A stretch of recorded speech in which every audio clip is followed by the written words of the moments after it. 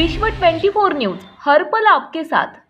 जेणेकरून बाबासाहेबांच्या जे काय आदर्श या ठिकाणी अनेक वाचवायचे किंवा बाबासाहेबांनी ज्याला आदर्श मानलं आहे आपल्या जीवनामध्ये, अशा ठिकाणी असे जे काय म्हणजे समाजामध्ये विष पेरणारे जे लोक आहेत, ते विष पेरणाऱ्या लोक या ठिकाणी अग्रेसर होतात। बाबासाहेबांचे जे विचार आहेत, भारतीय समाज व्यवस्थेमध्ये भारतीय समाजाला एक संघ बांधण्याचं बाबासाहेबांचं जे मूळ मंत्र होता, तो मूळ मंत्र या ठिकाणी सफल होणे ह्याच्या पाठीमागचा मूळ हेतू असल्यामुळे जेणेकरून बाबासाहेबांच्या अनेक चळवळीच्या घटनेला या ठिकाणी बेडेसारखे असलेले किंवा त्या आम्ही सोलापूरमध्ये कालच सोलापूर शहर पोलीस स्टेशनमध्ये तो अजय सिंगार नावाचा जो व्यक्ती आहे, त्या व्यक्तीच्या विरुद्ध गुन्हा दाखल करावा अशा पद्धतीचा आम्ही स्वतः फिर्याद दिलेली आहे।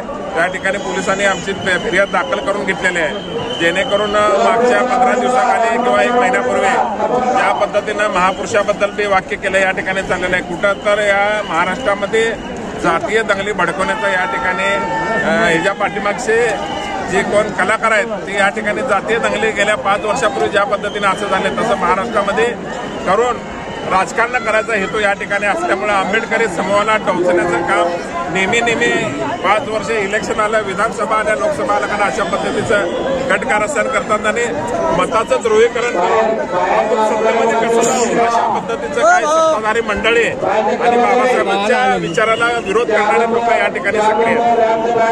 दादा, आणखीन एक प्रश्न होता की विजयस्तंभाची जी अतिक्रमणाची सध्या जी लढाई कोर्टात सुरू आहे, ती दादा अभंग जे लढत आहेत त्यांच्यासोबत समाज म्हणून तुम्ही सगळे पाठीशी उभे राहणार का? सोलापूर शहरातले सैनिक या जे कोरेगाव स्तंभ आहे, याचा जे अतिक्रमणचा विषय आहे किंवा याच्या जमीन अधिग्रहणाचा विषय आहे, या विषयामध्ये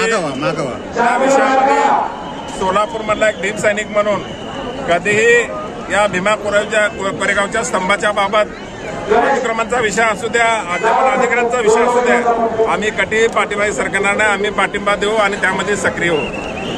धन्यवाद। काय विचारायचं आहे का? आणखी विचारायचं आहे?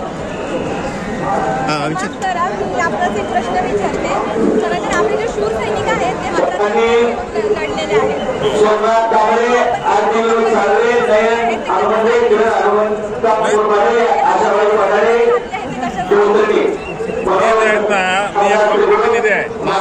मी लोकप्रतिनिधी आहे, लोकांच्या भावना ठेवण्यासाठी मला सगळीकडे जावं लागतं। मी ज्यावेळेला माझ्या घरामध्ये माझ्या ह्याच्यामध्ये मी ज्या पद्धतीने वागतो तशा पद्धतीने मी लोकप्रतिनिधी आहे, लोकांच्या भावना ठेवण्यासाठी मला सगळीकडे जावं लागतं। मी ज्यावेळेला माझ्या घरामध्ये माझ्या ह्याच्यामध्ये मी ज्या पद्धतीने वागतो तशा पद्धतीने या ठिकाणी जी बी काय लोकांच्या लोकभावना लक्षात ठेवून बाबासाहेबांनी भारतीय राज्यघटना लिहिली, बाबासाहेबांनी सर्व समाजाला डोळ्यासमोर राजकारण केलं, तसं बाबासाहेबांच्या विचाराचं मी कार्यकर्ते आहे। सर्व समाजाला डोळ्यासमोर ठेवून आपल्याला समाजकारण करायचं का, राजकारण करायचं आहे का, सामाजिकरण करायचं आहे, हे सगळ्या गोष्टी